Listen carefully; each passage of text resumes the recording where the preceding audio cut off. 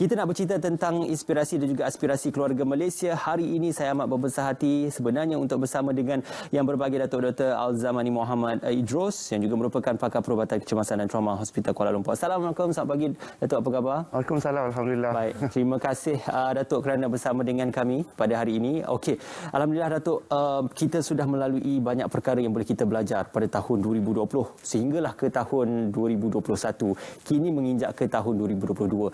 Sebelum kita meneruskan perbualan kita, Datuk sendiri di bahagian kecemasan dan juga trauma. Sudah pastinya saban hari juga menyantuni dan juga bersama untuk melihat kes-kes COVID-19, malah kes-kes kecemasan juga turut dilakukan.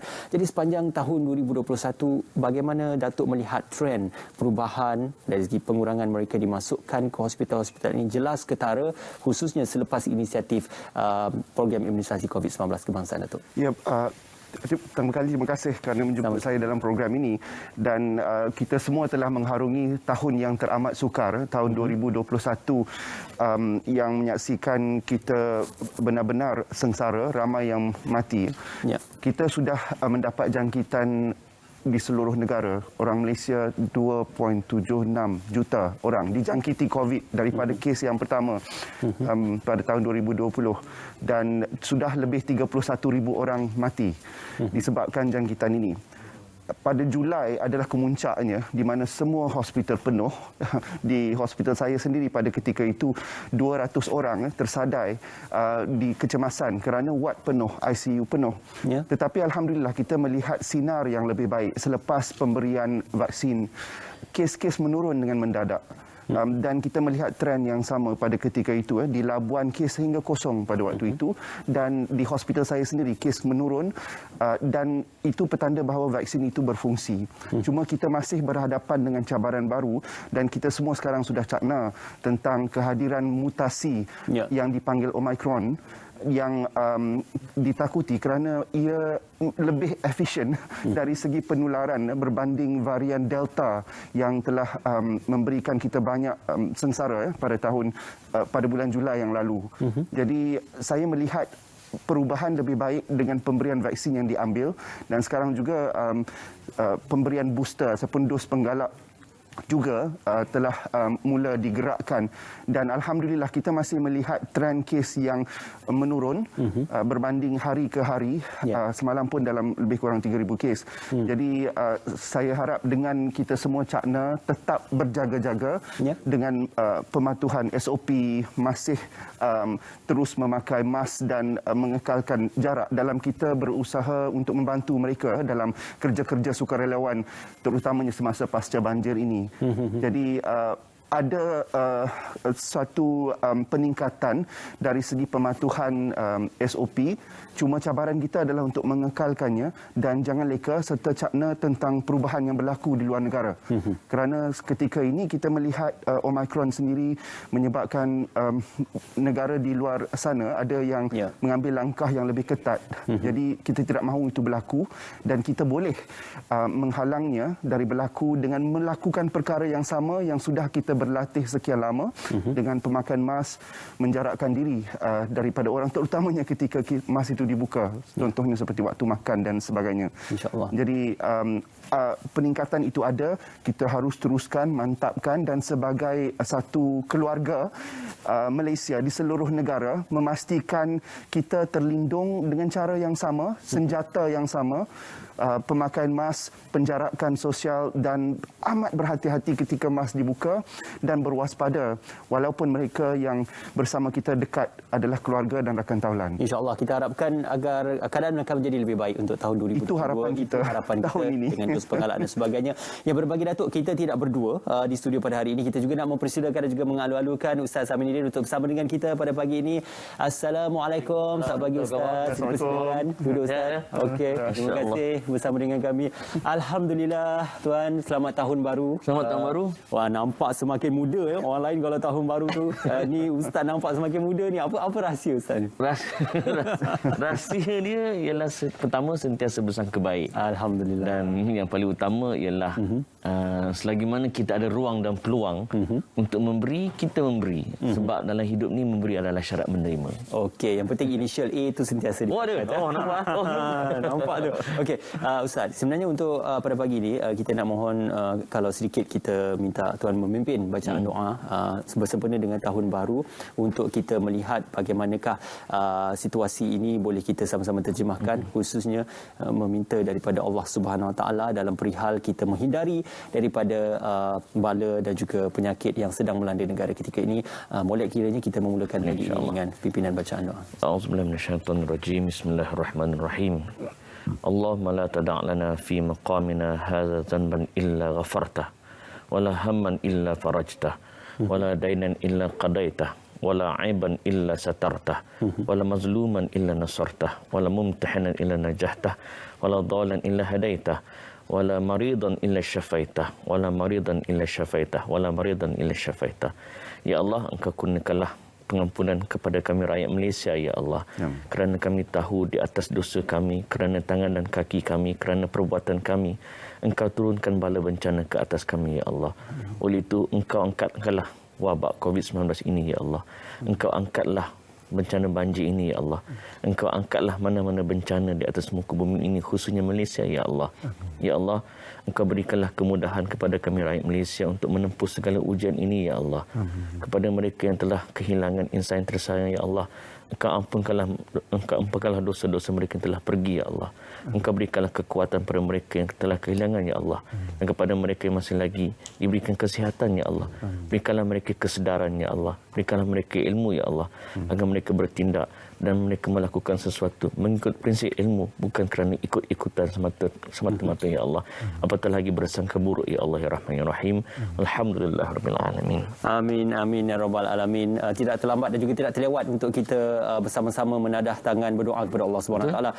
Okey Tuan, untuk tahun 2022 ini apa perancangannya mungkin untuk lebih rancak bersama dengan komuniti dan juga masyarakat ke untuk menyebarkan mungkin ilmu dan juga dakwah ilmu itu sendiri, Tuan? Doktor, Tuan pengacara, saya untuk tahun 2022 ni ada beberapa perancangan yang tertangguh daripada 2020. Ya. Sepanjang PKP ni alhamdulillah ada 3 buah buku sempat disiapkan. So saya cadang untuk lancarkan pada tahun ini. Okey. Baru tahun lepas settle beberapa layout. Tapi yang paling penting untuk tahun 2022 ni sebenarnya saya yakin apa yang kita lalui pada tahun 2020, pada 2019 adalah satu proses latihan untuk membuatkan kita kuat pada tahun ini. Yeah. What doesn't kill you make you stronger. Saya ingat kalau siapa-siapa para penonton ulat beluncas hingga atas bahu kita geli kan. Tapi kalau ramai-ramai hingga atas bahu kita cantiknya. Kita lupa bahawa dua tu adalah makhluk yang sama. Maksudnya kehebatan dan kecantikan seekor rama-rama bermula daripada kehodohan seekor beluncas. Nak jadi seekor rama-rama dia kena ada proses yang bukan senang. So kepayahan itulah membuatkan rama-rama itu kuat untuk memikul beban sayap dia dan kemudian menjadi cantik dan indah. Begitu juga hidup. Tahun ni insya-Allah akan menjadi tahun yang indah. Insya-Allah. Kerana kita telah dilatih untuk berhadapan dengan segala ujian pada tahun 2019 dan 2020. Contoh paling mudah je. Mak-mak kat rumah sedang menonton ni, dulu dia orang kenal Gmail, itu pun asyik tak ingat password. Tapi kerana pandemik baru-baru ni, mereka dah tahu apa itu Google Meet. Dia tahu dah apa itu Zoom. Saya ingat pegawai-pegawai kat hospital pun baru tahu rupanya boleh buat Webex, boleh guna StreamYard. Semuanya kerana hikmah pandemik. Maknanya orang-orang yang beriman di sebalik ujian, dia melihat apa pelajaran yang dia dapat. Ya, saya kira dalam perihal bencana itu kita memandang perspektif keindahan yang diturunkan Allah Subhanahu Taala itu supaya kita bermuhasabah diri dan juga belajar daripada apa yang dilakukan, dan juga kalau keindahan rezeki itu mungkin kita belajar untuk bersyukur juga. Betul. Okey, Datuk, perihal tentang kita melihat impian keluarga Malaysia ini bukan saja untuk kita pulih daripada pandemik COVID-19, tetapi kita bersama-sama bersatu hati. Apa yang diperturunkan oleh Allah Subhanahu Taala adalah bercerita tentang turunkan pandemik COVID-19 sepanjang lebih kurang 2 tahun ini. Ini merupakan blessing in disguise untuk kita belajar sesuatu, belajar bersabar, belajar untuk menerima hakikat, redha dan juga tabah dengan takdir Allah Subhanahu Wa Taala. Dari segi perihal kita, di samping kita redha itu, kita juga mencari penawarnya. Kita juga mencari jalan penyelesaiannya. Bagaimana ini boleh diterjemahkan dalam aspek perubatan, mencari penyelesaian dan penawarnya? Ustaz, doa yang sangat indah dan tertarik dengan cerita rama-rama itu. Ya, benar, kita sedang kita sedang berubah melalui satu metamorfosis daripada seekor beluncas menjadi rama-rama yang indah. Metamorfosis. Pokok yang paling tinggi mempunyai akar yang paling dalam.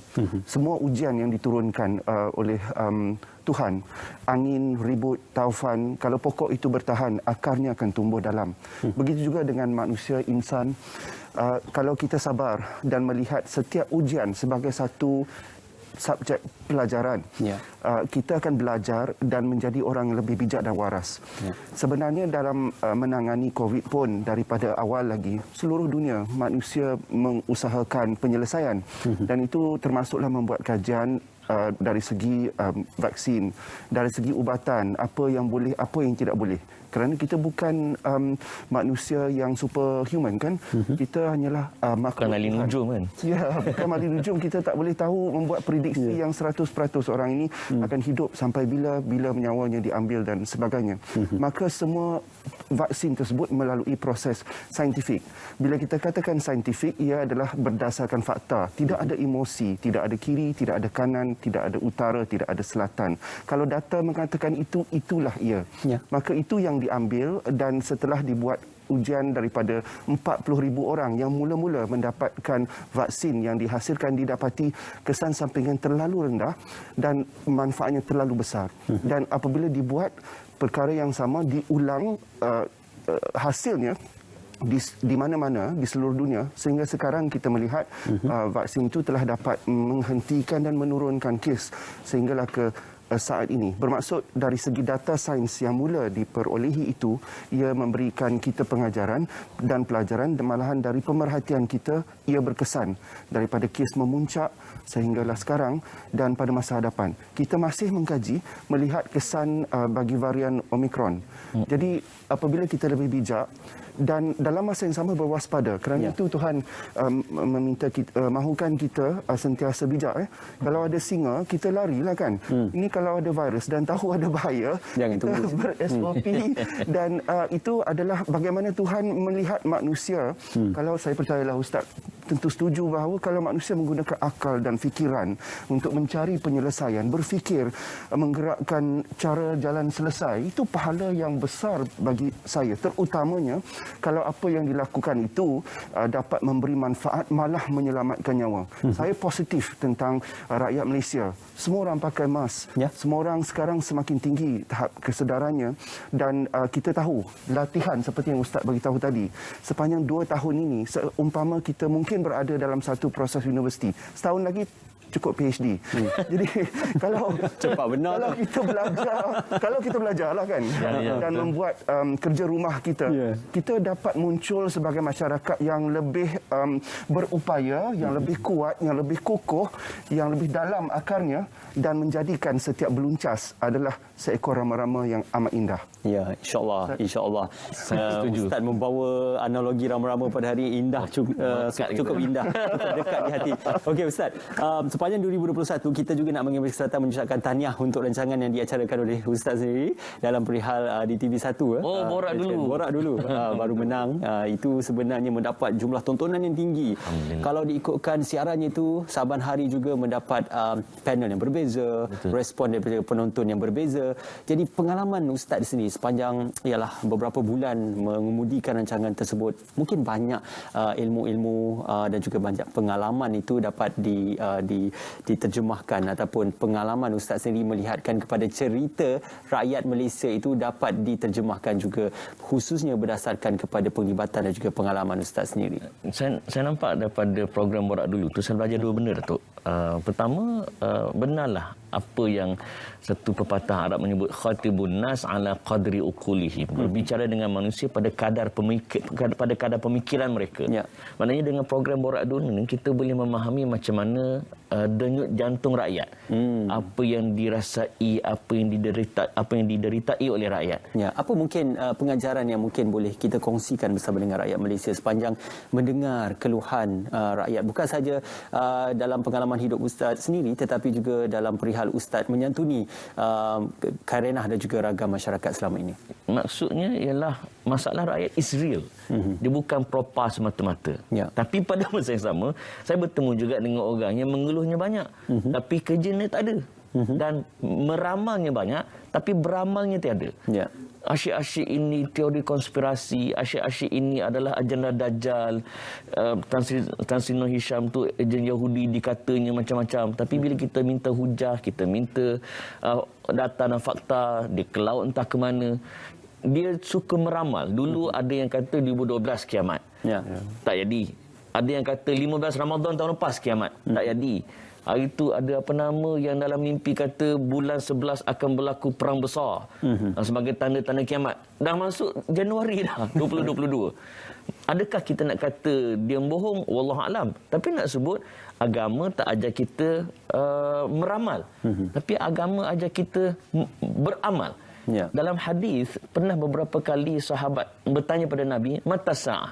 Bila kiamat? Bila kiamat? Bila kiamat? Nabi tak tahu. Nabi hanya sebut tanda-tanda kiamat. Tapi Nabi tak tahu berapa hari bulan Imam Mahdi akan turun. Berapa bulan Dajjal akan muncul. Tapi Nabi sebut, Nabi jawab dengan jawapan cukup padu lah tu. Memang sentak jawapan Nabi. Nabi kata, ma'adat talaha. Apa persiapan kau? Duk kata ni kiamat. Tapi subuh ke laut. Kan? Maki orang, power benar kan. Kecam dekat social media sampai buat fake account, power pula. Kan? Tapi amalan entah ke mana. Maksudnya daripada program Borak dulu, saya juga belajar selain daripada masalah rakyat yang real, tapi orang yang mengeluh tapi tak banyak beramal. Satu lagi saya belajar betul-betul lah maksud. Saya mula memahami apa maksud anta a'lamu bi umuri dunyakum. Nabi sebut kamu lebih mengetahui tentang dunia kamu. Yas'alun tanya pada orang yang lebih tahu. Kalau kamu tidak mengetahui. Dalam kes ni ada banyak pasal vaksin, pasal perubatan yang saya tak tahu langsung. Bila saya buat program Borak dulu, saya mula begini, begitu. Okey Ustaz, mungkin sepanjang penghujung tahun 2021 ni kan, kita juga turut terkesan dengan beberapa sahabat-sahabat kita yang terkesan dengan banjir. Konsep reda dan juga konsep tentang masih lagi berdoa kepada Allah Subhanahu Wa Taala, senantiasa berdoa kepada Allah Subhanahu Wa Taala supaya menghadirkan pelangi selepas hujan ini. Kita perlu yakin tentang ganjaran yang akan diperturunkan. Jadi bagaimana untuk kita reda dalam kesedihan, reda dalam kepasrahan dan juga reda dalam penderitaan yang kita lalui itu, Ustaz? Dia dua benda tau. Pertama mangsa, kedua yang tak jadi mangsa.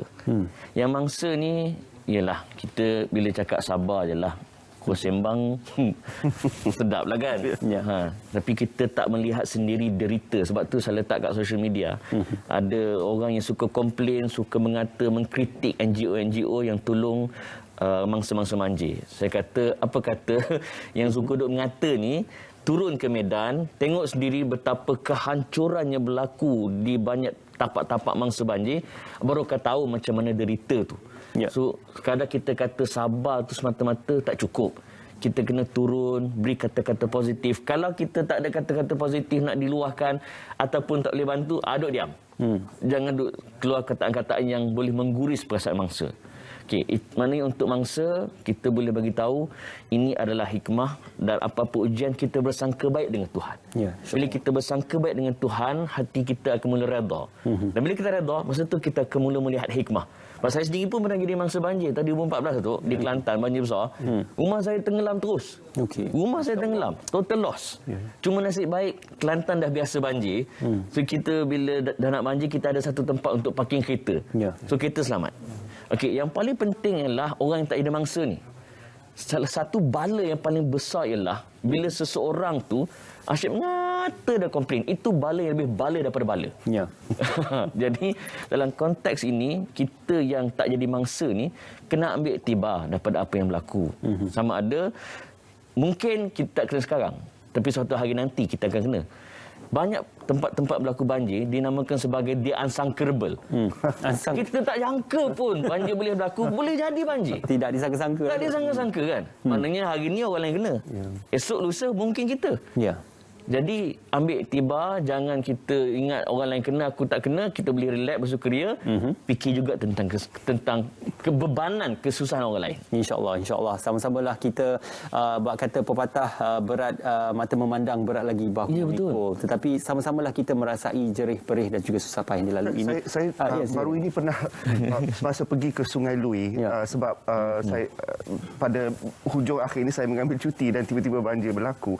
Dalam perjalanan itu saya lalu di kawasan yang mana saya ada roadblock dan seorang wanita di situ pertengahan umur, saya sempat bercakap dengan beliau dan sesuatu yang menakjubkan apabila saya mendengar apa yang dia katakan dan dia berkata bahawa waktu saya perkenalkan saya doktor waktu itu tengah pergi untuk kerja sukarela dan dia kata doktor, rumah saya memang habis banjir, hanyut, kosong. Tanah ni kosong, inilah rumah saya. Dia berkemah di situ dengan suaminya dan suaminya mekanik. Jadi di sebelahnya menjadi perkuburan kereta dan motosikal di tengah banjir.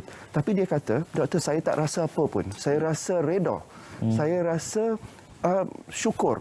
Kalaupun orang nak berikan saya 1 juta pun, saya tidak sama dengan nyawa suami dan anak-anak saya yang masih selamat. Dan pada malam itu, saya kata pada diri saya, kalau malam ini malam terakhir untuk aku, matikanlah aku dengan kebaikan. InsyaAllah. Itu mangsa yang kehilangan segala-galanya. Ramai orang yang hilang pelbagai perkara, kasut dekat masjid curi. Oh, dah lumayan dah. Ini kehilangan rumah, pekerjaan dan sebagainya. Masih dia berkata, kalau ini malam terakhir bagiku, matikanlah aku dengan sebanyak-banyak kebaikan. Dan kita melihat manifestasi terlalu ramai rakyat Malaysia yang sangat baik hati budinya datang membantu di seluruh negara. Dan bagi saya itu adalah petanda yang baik. Betapa orang Malaysia ini hati budinya mulia dan semuanya mempunyai sifat ingin membantu, kesatuan, kesetiakawanan, dan itu adalah isyarat yang baik untuk kita menjadi sebuah keluarga Malaysia dalam erti kata makna yang sebenar dan sebaik-baiknya, Ustaz. Betul. Okey, insyaAllah satu perkongsian yang cukup molek. Terima kasih Datuk, terima kasih Avenger Malaysia Ustaz Amin Idris. Terima kasih Ustaz, terima kasih. Terima kasih juga untuk doa yang dipimpin pada pagi ini. InsyaAllah kita doakan semoga doa yang dipanjatkan itu dapat sama-sama kita redha dan juga tabah dalam menghadapi apa juga kemungkinan yang akan berlaku pada tahun 2022. Terima kasih Ustaz. Terima kasih. Amin, dan kami pun mengaminkan. Aminkan. Pandai Datuk buat perkalaan. Terima kasih Datuk bersama dengan kami.